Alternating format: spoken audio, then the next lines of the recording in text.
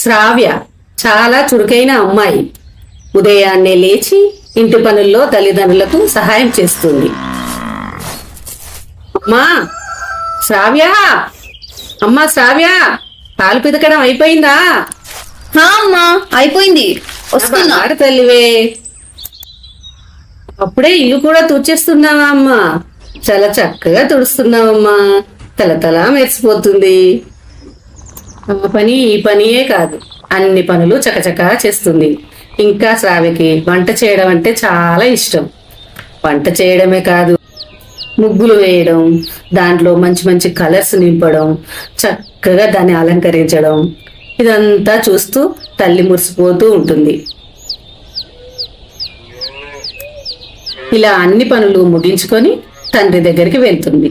తండ్రి ఎంత వద్దన్నా ఇలా అంటుంది, మీరు మా కోసం ఎంతో చేస్తున్నారు నాన్న, నేను ఈ మాత్రం చేయలేనా మీకోసం? పర్లేదు నాన్న, చేస్తాను. శ్రావ్య రోజు పక్క ఊర్లో ఉన్న తన కాలేజీకి ట్రైన్లో వెళ్తుంది. ట్రైన్ జర్నీ ఎంత బాగుందో, ఇలా కిటికీల నుంచి చూస్తుంటే భలే అనిపిస్తుంది.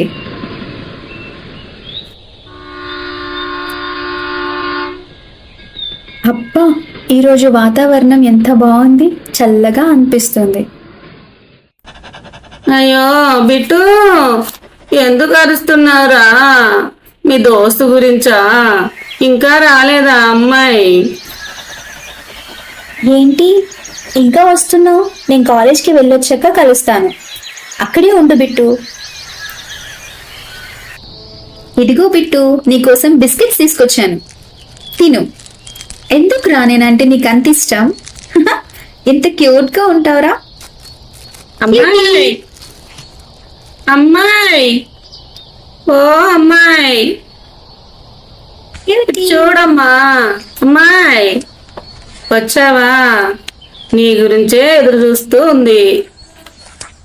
అమ్మా, నాకు చేత కావట్లేదు, ముసల్దాన్ని అయిపోయాను, ఇదేమో నీకు అలవాటైపోయింది. అలా అనగానే శ్రావ్య బిట్టును పెంచుకోవడానికి వాళ్ళ ఇంటికి తీసుకెళ్తుంది. అలా తీసుకువెళ్ళిన బిట్టును చూసి అమ్మా నాన్న కూడా ఎంతో సంతోషంగా ఆహ్వానిస్తారు. ఏంట్రా, ఆకలిస్తుందా? అమ్మా శ్రావ్య, దాని పేరేం పెట్టావమ్మా?